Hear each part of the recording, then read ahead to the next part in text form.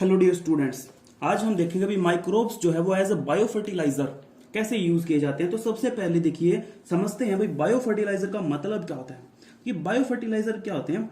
ऐसे ऑर्गेनिजम्स होते हैं जो कि न्यूट्रिएंट क्वालिटी, जो सॉइल की जो न्यूट्रिएंट क्वालिटी होती है उसको एनरिच करते हैं। So these are organisms that enrich the nutrient quality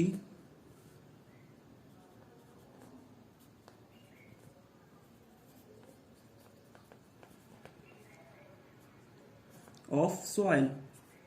क्या बोला हमने कि ऐसे ऑर्गेनिजम्स, ऐसे माइक्रो ऑर्गेनिजम्स जो क्या करते हैं, सॉइल की न्यूट्रिएंट क्वालिटी को इंप्रूव करते हैं, उन्हें बोलते हैं हम बायो फर्टिलाइजर्स। ठीक है, तो देखिए बायो फर्टिलाइजर्स के अगर एग्जांपल्स की हम बात करें यहाँ पे, तो bacteria as bio fertiliser use करते हैं। बहुत सारी फंजाई है और जो साइनोबैक्टीरिया है जिसे हम ब्लू ग्रीन एल्गी भी बोलते हैं, उसको भी हम as a bio fertiliser use करते हैं। ठीक है, तो ये हो गया अपने बायो फर्टिलाइजर्स। अब बायो फर्टिलाइजर्स जो है वो ऑर्गेनिक फार्मिंग को बढ़ावा देते हैं कहीं ना कहीं, और हमारी जो केमिकल फर्टिलाइजर्स पे जो निर्भरता है उसको कम करते हैं। तो हम लिख सकते हैं कि मैं यहीं से दिखा देता हूं कि जो बायो फर्टिलाइजर है they decrease our dependence on chemical fertilisers.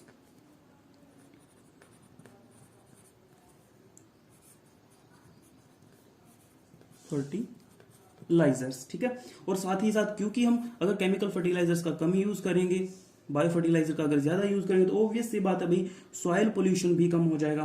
क्योंकि केमिकल फर्टिलाइजर तो क्या करते थे, सॉइल पोल्यूशन को बढ़ावा देते थे ना, लेकिन बायो फर्टिलाइजर जब यूज करेंगे तो ऑब्वियस सी बात है भाई सॉइल पोल्यूशन डिक्रीज हो जाएगा,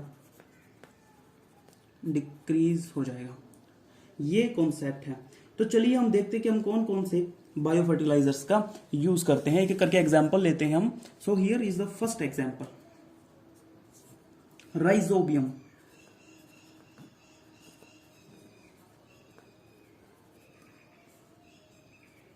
देखिए बच्चों, राइजोबियम एक तरह का बैक्टीरिया है जो लेग्यूमिनस प्लांट जो होते हैं उसके रूट के अंदर पाया जाता है। सो राइजोबियम इज अ बैक्टीरिया, और ये क्या है, found in symbiotic association.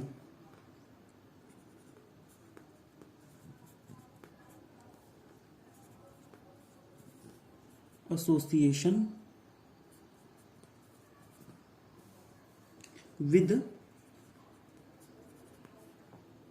Leguminous plants.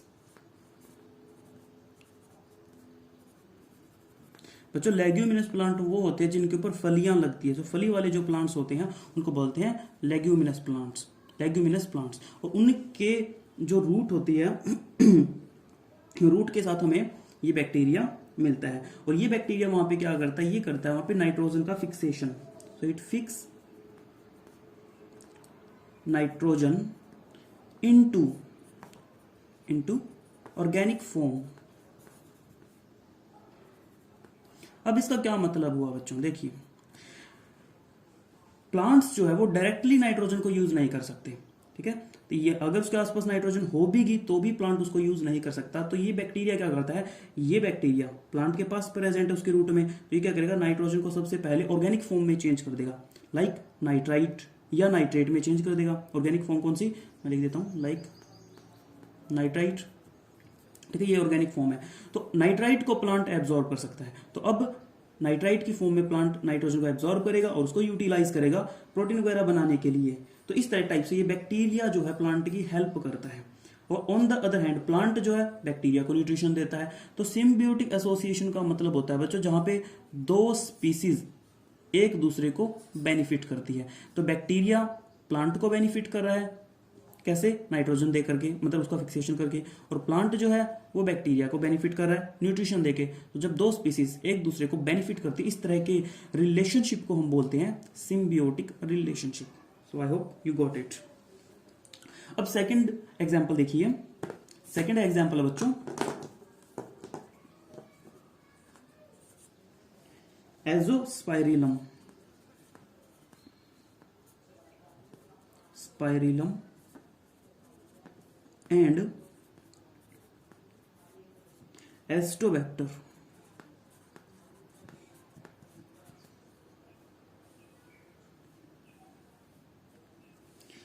ये जो बैक्टीरिया हैं बच्चों, दोनों के दोनों, ये दोनों ही बैक्टीरिया फ्री लिविंग बैक्टीरिया है। पहली बात, these are free living bacteria. मिट्टी में ये फ्री लिविंग है, ये एसोसिएशन में नहीं है। उसके बाद काम इनका भी वही है, ये क्या करते हैं, मिट्टी के अंदर नाइट्रोजन का कंटेंट इंक्रीज करते हैं। ये देखिए, they increase nitrogen content in the soil. तो ये इन बैक्टीरिया का काम है। तो क्योंकि मिट्टी में अगर नाइट्रोजन ज्यादा होगा तो प्लांट ज्यादा नाइट्रोजन को एब्जॉर्ब कर पाएगा। उसके बाद तीसरा हमारा एग्जाम्पल है माइकोराइजा।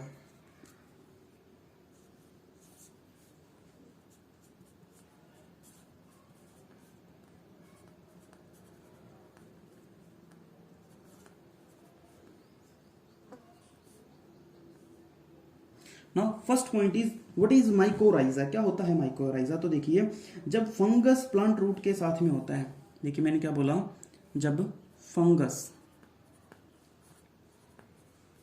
किसके साथ होता है, प्लांट रूट के साथ में, जब ये दोनों सिम्बियोटिक एसोसिएशन में होते हैं,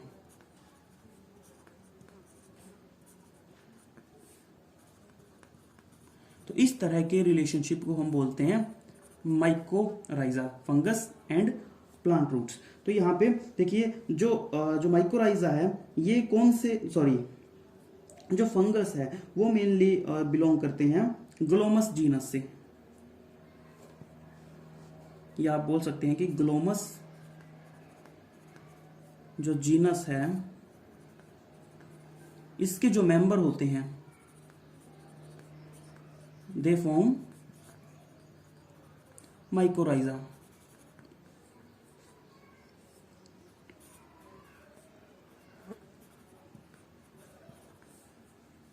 इंपॉर्टेंट है बच्चों। अब आगे देखिए, अब ये फंगस जो है, ये फंगस क्या करता है, इसका फंक्शन क्या है, इसका रोल क्या है। सो जो ये फंगस है, फंगस का फंक्शन क्या होता है। तो फंगस का जो सबसे मेन फंक्शन है, जो सबसे इंपॉर्टेंट फंक्शन है, वो होता है जो फास्फोरस होता है उसको एब्जॉर्ब करके प्लांट तक पास ऑन करना। So fungus absorb phosphorus, very very INP, absorb phosphorus and passes it to the plant, कि इसको प्लांट तक आगे पास ऑन करता है। तो ये इसका रोल रहता है। इसके अलावा जो माइकोराइजा है, कंप्लीट जो माइकोराइजा है, जो दोनों का एसोसिएशन है, ये दो फंक्शन और करता है। दो फंक्शन में एक है कि जो रूट बोर्न पैथोजेंस होते हैं उनको रोकता है। सो रेजिस्टेंस क्रिएट करता है अगेंस्ट रूट बॉर्न पैथोजेंस, मतलब कि रूट पे लगने वाले पैथोजेंस को ग्रो करने से रोकता है। और साथ में जो सैलिनिटी है उसके अगेंस्ट, या ड्रोट जो सूखा हो जाता है उसके अगेंस्ट टॉलरेंस भी प्रोवाइड करते हैं। टॉलरेंस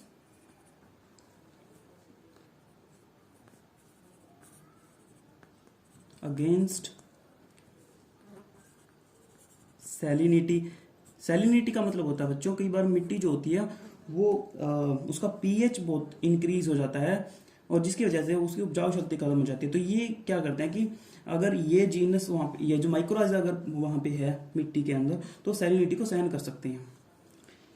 एंड ड्रॉट, और मान लीजिए सूखे को सहन करने की भी इनकी क्षमता अच्छी होती है, तो प्लांट को इससे बेनिफिट मिलता है। चलिए अब एक लास्ट एंड फाइनल हमारा बच गया है, थोड़ा सा इसको मूव करते हैं। लास्ट है हमारा साइनोबैक्टीरिया।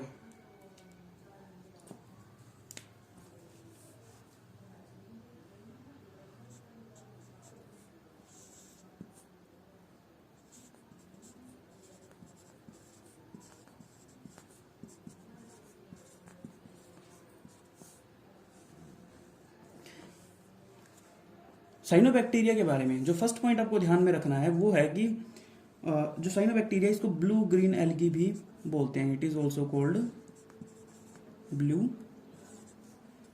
Green algae. ठीक है, उसके बाद जो साइनोबैक्टीरिया है ये एक तरह का ऑटोट्रोफिक माइक्रोब है बच्चों। इट इज एन ऑटोट्रोफिक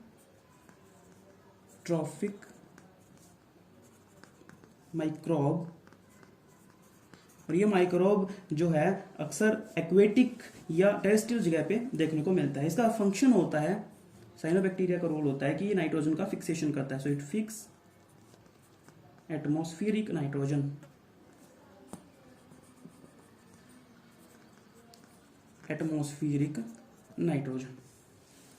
उसके बाद में देखिए एक जो इंपॉर्टेंट पॉइंट है, paddy field.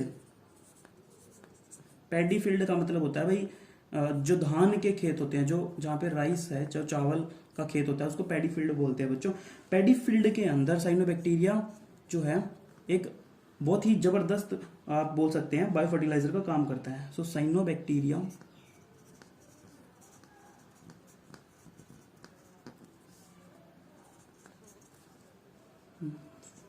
Act as bio fertiliser.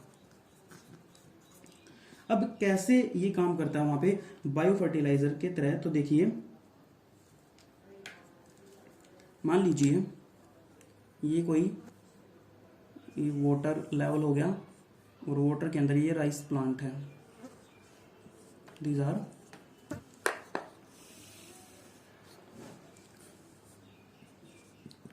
Rice plants. Okay, अब देखिए वाटर के अंदर एक जो एक टेरिडोफाइटा होता है जिसको बोलते हैं एजोला पाइनेटा, उसको छोड़ दिया जाता है। So this is Azolla, this is water,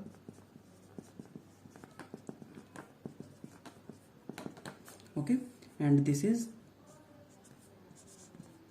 azolla pinnata. मैंने बता दिया बच्चों आपको ऑलरेडी कि एजोला पाइनेटा क्या है। एजोला पाइनेटा इज अ टेरिडोफाइटा, ये एक तरह का वाटर फर्न है बच्चों। इट इज अ लिख देते हैं चलो वाटर फर्न, और ये आता है टेरिडोफाइटा की कैटेगरी में, under pteridophyta.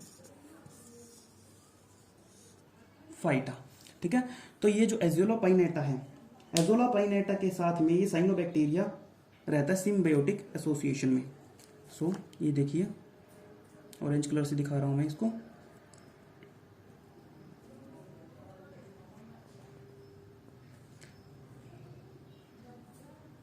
This is cyanobacteria.